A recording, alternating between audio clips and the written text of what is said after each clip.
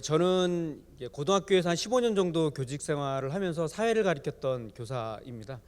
제가 이제 교직 생활을 하면서 결정적으로 상처가 하나 있습니다. 제가 가르쳤던 제자가 수능 시험을 보고 나서 자살을 했습니다. 오빠는 공부를 되게 잘해서 명문대로 갔는데 이 친구는 지방대로 가야만 했어요. 부모님께서 지방대로 가는 거에 대해서 뭐라고 하셨고, 이 친구는 공부를 못해서 죄송하다는 유서 한 장을 쓰고 아파트 13층에서 뛰어내렸습니다. 그 친구는 그 놀이공원을 가면 바이킹을 못하는 그 겁 많은 여학생이었거든요. 그 아이의 이제 죽음을 보면서 저는 다짐을 했습니다. 제가 사회과 교사였는데 사회를 가르치는 교사가 아니라 사회를 바꾸는 교사가 돼봐야 되겠다라고 이제 다짐을 하면서 이렇게 이제 교육을 고민하기 시작을 했었습니다. 92년도에 이제 90년도에 4월 29일 날 장하다라고 하는 친구가 고3 때 자살을 합니다. 시를 워낙 잘 썼던 친구였는데요. 이제 아버지께서 그 친구의 시를 모아서 시집을 내죠. 그게 이제 유고 시집이 됐습니다. 이 내용을 보면은 하나님 들어보세요. 하늘나라가 얼마나 멀리 있나요? 그곳엔 강도가 없겠지요.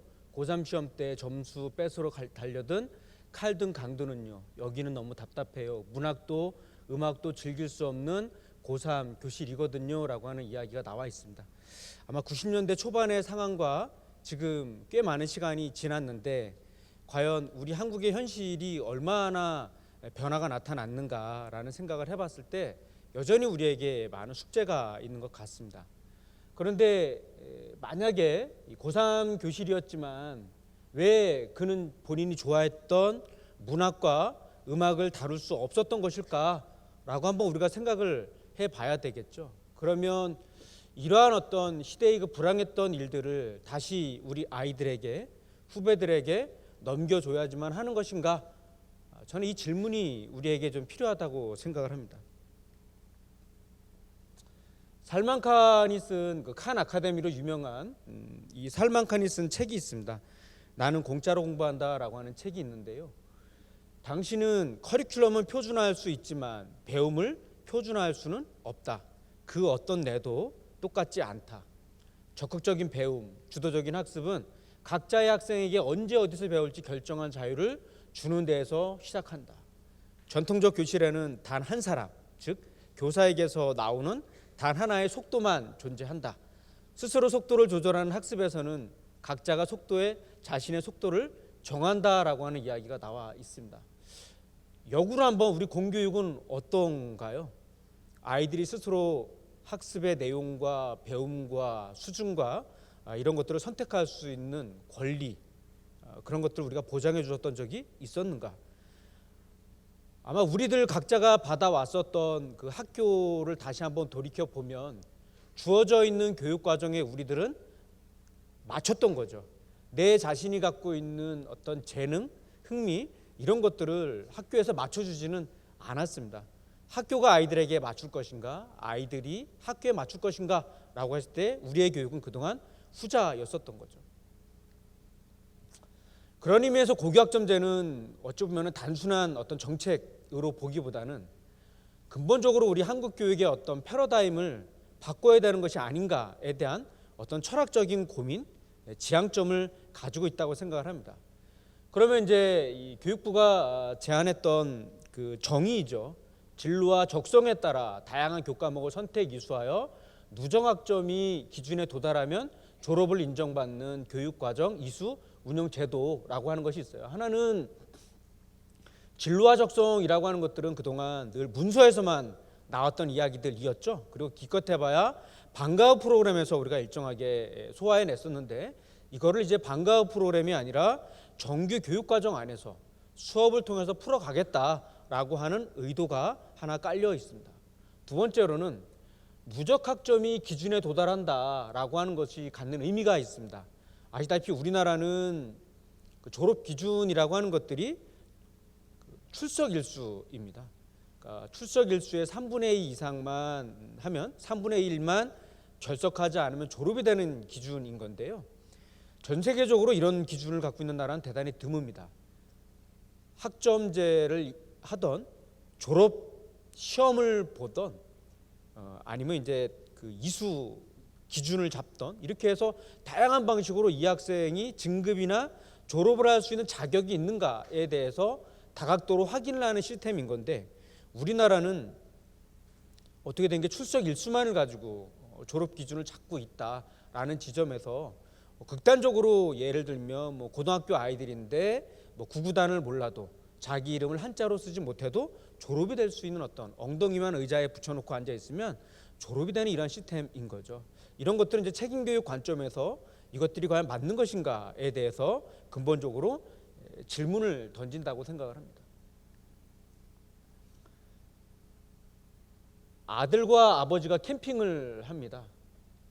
밤하늘의 별을 보죠. 아들이 아버지에게 아버지의 꿈은 뭐였어? 라고 질문을 던지자 천문학자였었지. 근데 아빠 왜 천문학자가 안 됐어? 뭐라 그러죠?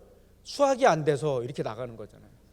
이 자리에 계신 분들도 특정 교과목 때문에 인생 발목 잡혔던 그런 경험들을 다 많이들 갖고 계실 겁니다.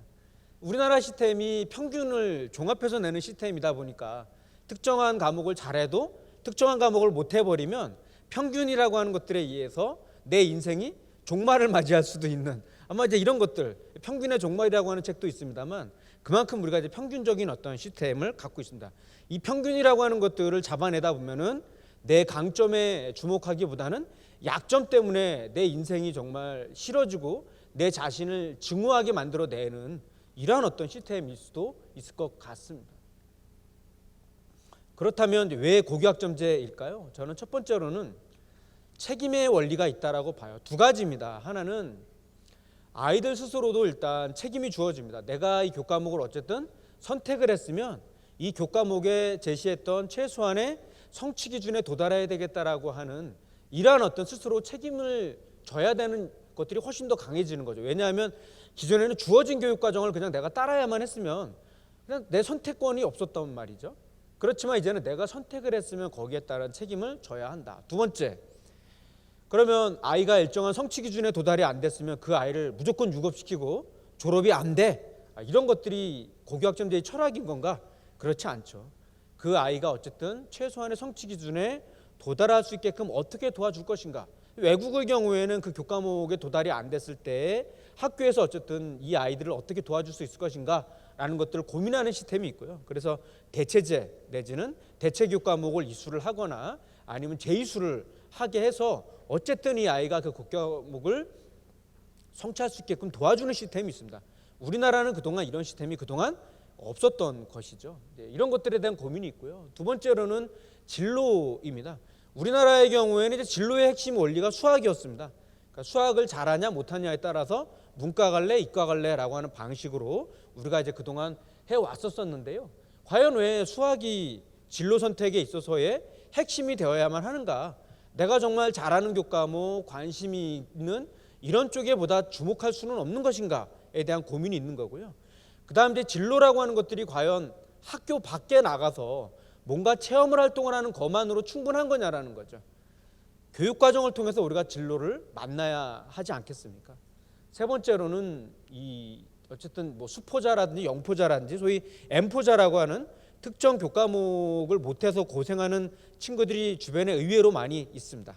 고등학교 아이들 중에서 이제 보시면 수학 시험 같은 때 아이들이 선생님한테 얘기합니다. 선생님, 시험지 나눠주지 마시고요, 그냥 OMR 카드만 주세요. 좌대고 쫙 가버리는 게 훨씬 더 성적 잘 나와요. 이런 얘기를 하는 아이들도 있습니다. 되게 안쓰럽죠. 또 우리 고교 체제, 우리나라의 고등학교 체제는 어떻습니까? 다양화, 선택권 이런 얘기 되게 많았지만 사실상 수직적 서열화의 구조였었습니다. 이것들을 이제는 수평적 다양화의 구조로 어떻게 나아갈 것인가. 예컨대 우리 부산에도 좋은 학교들이 많이 있습니다. 과학고등학교라든지 외국어고등학교라든지 자사고라든지 혹은 우리 일반계 고등학교에서도 정말 교육과정이 좋은 학교들이 있을 텐데 과연 이러한 교육과정을 개별학교 안에서만 그 아이들끼리만 볼 거냐. 저는 이런 학교들을 앞으로 공공재로 우리가 여겨서 실제 공유의 어떤 가치를 동원한다면 A학교 아이들이 B학교도 가고 B학교 아이들이 A학교로 가서도 수업을 들을 수 있는 이런 네트워크 모형이 앞으로 우리 고등학교의 모델이라고 봅니다.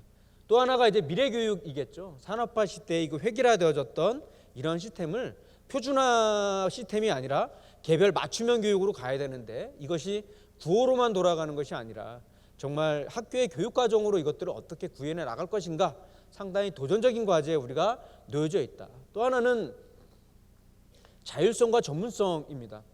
그러니까 이제 서울에 있는 아이들과 부산에 있는 아이들이 다를 거라고 저는 생각을 합니다. 보고 듣고 누리는 것들이 분명히 다를 수가 있다라는 거죠. 그러면 왜 우리 학교에서는 우리 학교 아이들의 특성에 맞는 교과목을 만들어내고 그러한 교과목들을 개설할 수는 없는 것일까라고 하는 질문을 해보는 거죠. 그랬을 때 다양한 교과목들이 개설이 되고 때로는 다양한 교과목을 만들 수 있는 권한까지 주어진다면 그것이야말로 다양한 빛깔과 색깔이 있는 교육과정이 될 거다라는 겁니다. 아시다시피 이 고교학점제라고 하는 것들은 그냥 갑자기 뚝 떨어진 얘기는 아닙니다. 우리나라의 그 교육과정의 역사를 보게 되면은 55년도에 만들었던 교육과정에서도 선택이라는 말들을 상당히 강조하고 있었습니다. 7차 교육과정에 들어와서도 사실 선택이라는 말들이 많이 들어와 있는데요.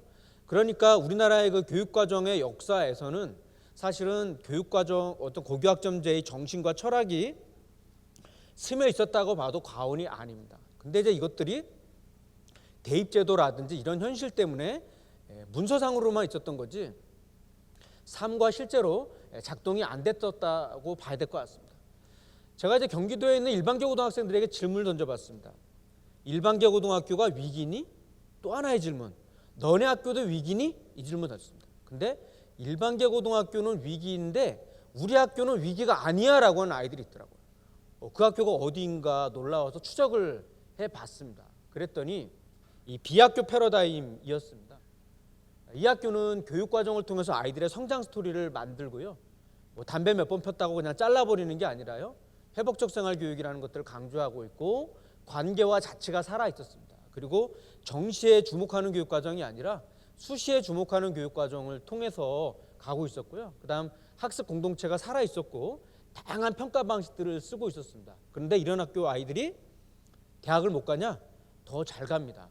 오히려 지금 몇 군데 학교들을 가보면 수능으로 정말 대학 가는 아이들이 몇 되지도 않음에도 불구하고 전통적인 방식의 그 수능에 종속된 교육과정 그리고 야간 자율학습하고 보충 수업 갖고 가는 학교들이 많아요. 근데 이런 식으로 다양한 교과목을 열었던 학교들이 아이들이 예컨대 학생부 종합전형이라든지 수시 같은 데 보면 훨씬 더 강점을 보이는 거죠. 왜? 스토리가 있기 때문에 그런 거예요.